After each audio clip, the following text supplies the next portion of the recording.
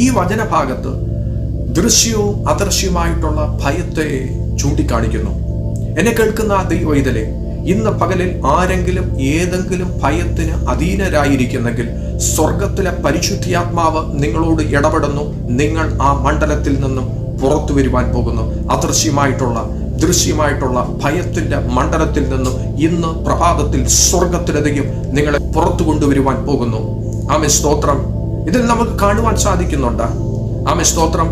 അദൃശ്യമായിട്ടുള്ള അപകടം, മറഞ്ഞിരിക്കുന്ന ഭയം, പേടി സ്വപ്നങ്ങൾ, മാനസിക സംഘർഷങ്ങൾ, ദോഷകരമായിട്ടുള്ള വാക്കുകൾ, രോഗങ്ങൾ കാരണമുള്ള ഭയങ്ങൾ, ഈ മണ്ഡലത്തെ സ്വർഗത്തിലധികം ഇന്ന് പകലിൽ സ്വാതന്ത്ര്യമാക്കുന്നു.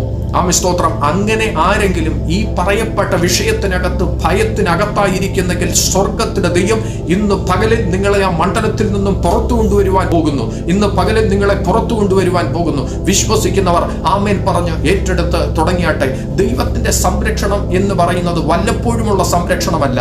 24 മണിക്കൂറും എൻ്റെ സ്വർഗത്തിലെ യേശു നിങ്ങളോട് കൂടെയുണ്ട്. ആമേൻ, സ്തോത്രം. അവൻ നിങ്ങളെ അദൃശ്യവും ദൃശ്യമായിട്ടുള്ള ഭയത്തിൽ നിന്ന് വിടുവിച്ച് പുറത്തു കൊണ്ടുവരിക തന്നെ ചെയ്യും.